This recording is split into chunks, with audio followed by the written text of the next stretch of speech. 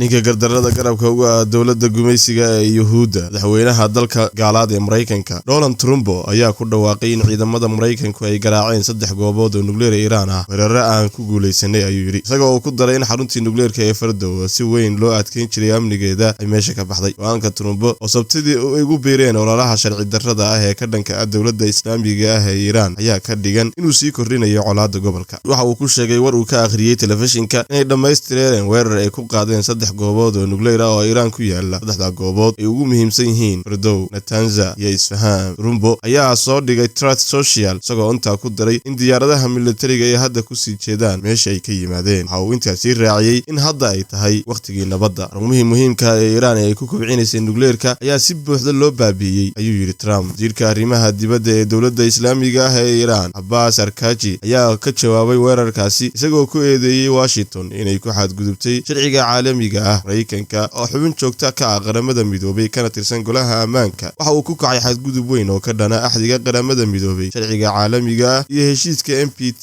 isagoo weeraray xarumo nukleer ah oo ku yaala dalka Iiraan. Arkachi ayaa ku yiri qoraal uu soo dhigay bartiisa X waxa uu inta ku diray inay Iiraan samayn doonto dhammaan fursadaha ay difaaci doonto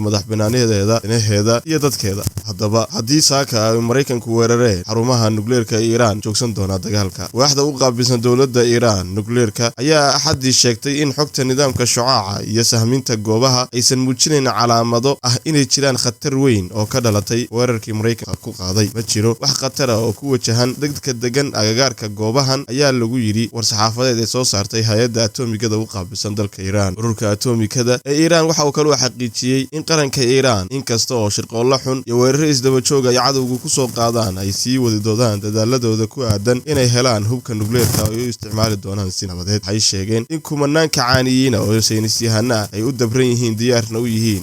inay horumariyaan warshadaha qaranka ee soo saara